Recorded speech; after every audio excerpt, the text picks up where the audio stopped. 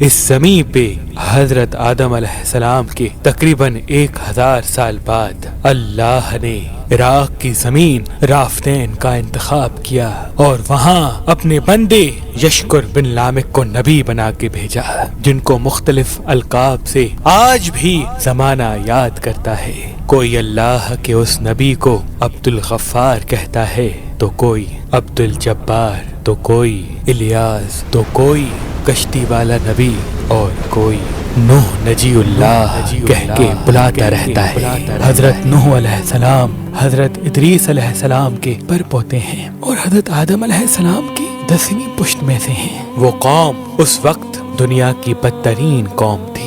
وہاں ظلم کرنا، نفسانی خواہشات پر فخر کرنا، بتوں اور شیطانوں کی پوجا کرنا عام تھا۔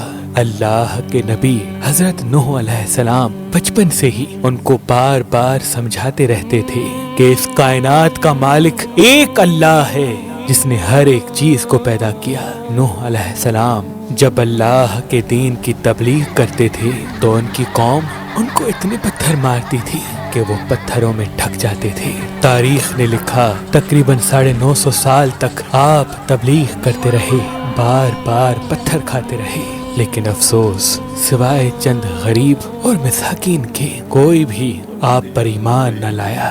آپ اپنی امت کے لیے اتنا روئے، اتنا گریہ کیا کہ آپ کا نام ہی نوح پڑ گیا۔ بس اتنے میں اللہ اپنے نبی پر وحی کرتا ہے کہ اے نوح، اب یہ تیری قوم ہدایت نہیں پائے گی۔ نوح علیہ السلام رو کے اللہ کی دربار میں فریاد کرتے ہیں کہ اے اللہ، یہ انسان ظلم کرنے کو مذاق سمجھتے ہیں، ایک دوسرے کے خیال کرنے کو، مدد کرنے کو بزدلی سمجھتے ہیں، تیری عبادت سے منہ موڑتے ہیں۔ اے اللہ، اس میری قوم کو نیست و نابود فرما۔ جیسے ہی نوح علیہ السلام نے یہ بد دعا کی تو اللہ نے پیغام بھجوایا، اے نوح، ایک کشتی تیار کر، ان قریب تیری یہ ظالم قوم نیست و نابود ہو جائے گی۔ بس اللہ وحی کے ذریعے اپنے نبی کو بتاتے گئے اور اللہ کے نبی نوح علیہ السلام وہ کشتی بناتے گئے۔ جیسے کہ نوح علیہ السلام ایک پہاڑ پہ رہتے تھے تو نہ وہاں سمندر تھا، نہ دریا، نہ درخت تھے۔ بالآخر اللہ کے نبی نوح نے درخت اگائے اور اس کی لکڑی سے کشتی کو بنانا شروع کیا۔ آپ لکڑی سے بڑے بڑے تختے بناتے، پھر لوہا لاتے، اس سے کیل بناتے، تختوں کو جوڑ کر اس میں کیل ٹھوکتے گئے۔ تاریخ نے لکھا تقریباً 100 سال تک آپ وہ کشتی بناتے رہے اور آپ کی قوم روز آپ کے پاس آتی اور آپ کی توہین کرتی، آپ کو پاگل کہتی کہ نہ تو یہاں دریا ہے نہ سمندر، پھر بھی یہ پاگل کشتی بنا رہا ہے۔ اللہ کے نبی نوح علیہ السلام آسمان کو دیکھ کے صبر کرتے اور اللہ کے حکم کو تسلیم کرتے۔ اس کشتی کا طول 300 گز، اونچائی 30 گز اور عرض 50 گز تھا۔ ایک روایت کے مطابق اس کا طول 1 کلومیٹر سے زیادہ تھا۔ یہ کشتی عام کشتیوں کی طرح نہیں، بلکہ جس طرح سے اس کشتی کو نیچے سے بند کیا گیا تھا ویسے ہی اوپر سے بھی بند کیا گیا تھا تاکہ بارش کا پانی بھی کشتی میں داخل نہ ہو سکے۔ اس کشتی میں الگ الگ 3 درجے بنائے گئے تھے۔ نچلا درجہ جانوروں کے لیے تھا، بیچ والا طبقہ انسانوں کے لیے اور اوپر والا حصہ پرندوں کے لیے۔ ہر درجے میں ایک دروازہ تھا۔ بس جب کشتی تیار ہو گئی تو اللہ نے فرمایا، اے نوح، اس زمین پہ مختلف جانوروں اور پرندوں کے جوڑوں کو اس کشتی میں سوار کرو تاکہ ان مخلوقات کی نسل باقی رہ سکے۔ حضرت نوح علیہ السلام نے مختلف پرندوں، جانوروں، خواہ ہر وہ چیز جس میں زندگی کے آثار ہیں، کشتی میں سوار کرنا شروع کر دیا۔ پھر آپ انسانوں کو حجت تمام کرنے کے لیے کہنے لگے، آؤ، یہ کشتی نجات کی کشتی ہے، جو بھی اس کشتی میں آئے گا وہ اللہ کی امان میں ہوگا۔ وہ پوری قوم ہنستی رہی۔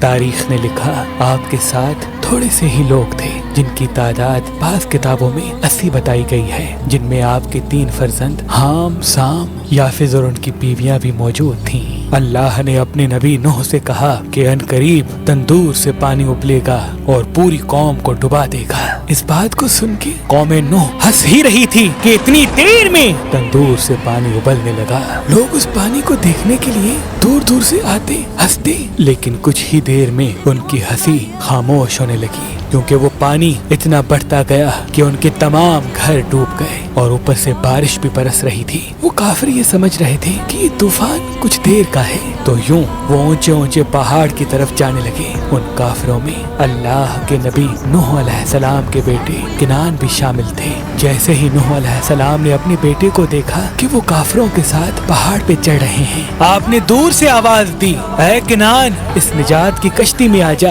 تو کنعان اور اس کی ماں بولی، ہم تھوڑی ہی دیر میں پہاڑ کی چوٹی پہ پہنچ جائیں گے اور پانی وہاں تک تھوڑی آئے گا۔ بس وہ پانی اتنا بڑھتا گیا کہ کہیں بھی نہ کوئی پہاڑ نظر آ رہا تھا، نہ کوئی درخت نظر آ رہا تھا، بس وہی بچے جو اللہ کے نبی نوح علیہ السلام کی کشتی میں سوار تھے۔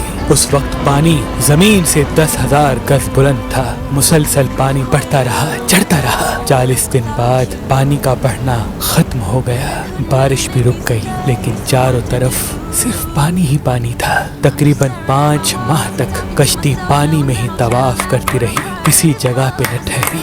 بالآخر دریائے دجلہ کی مشرقی سمت میں ایک پہاڑی جس کو کوہ ارارات کہتے ہیں، اس کی ایک چوٹی کا نام جودی ہے۔ اس چوٹی کی اونچائی تقریباً 13,000 فٹ ساحل سمندر ہے۔ کشتی نوح اس چوٹی کو لگ کے ٹھہر گئی۔ یہ تاریخ 10 محرم اور جمعے کا دن تھا۔ بس اللہ کے نبی نوح علیہ السلام نے کبوتر کو بھیجا کہ دیکھ زمین پر پانی خشک ہو رہا ہے یا نہیں۔ کبوتر گیا اور زیتون کی ٹہنی اٹھا لایا۔ اللہ کے نبی نوح علیہ السلام نے اللہ کا شکر کیا اور یوں رفتہ رفتہ پانی کم ہوتا گیا۔ آپ اور آپ کی جماعت تقریباً 5 ماہ تک جودی پہاڑ پر ٹھہرے۔ آپ نے تمام پرندوں جانوروں کو آزاد کیا۔ اس پہاڑی پہ اللہ کا شکر کرتے رہے، ذکر کرتے رہے، دنیا کو پھر سے آباد کرنے کی سوچ میں مگن رہے۔ تاریخ نے لکھا آپ کے ایک بیٹے سام جس سے عربی نسل چلی، دوسرے بیٹے حام جن سے سوڈانی نسل چلی، اور یافت جن سے ترکی نسل چلی، اور یوں آپ اور آپ کی اولاد نے دنیا کو پھر سے آباد کرنے کا فیصلہ کر لیا۔ تقریباً طوفان کے 60 سال بعد اللہ کے نبی نوح علیہ السلام اس فانی جہان سے دار البقا کی طرف کوچ کر گئے۔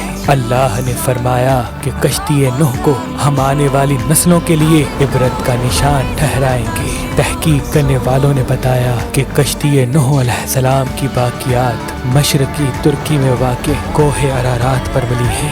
یہ کشتی ویسے ہی ہے جیسی اللہ کے نبی نوح علیہ السلام نے بنائی تھی۔ سلام ہو انسان کی نسل کو پھر سے زندگی دینے والے اللہ کے نبی نوح نجی اللہ علیہ السلام پر۔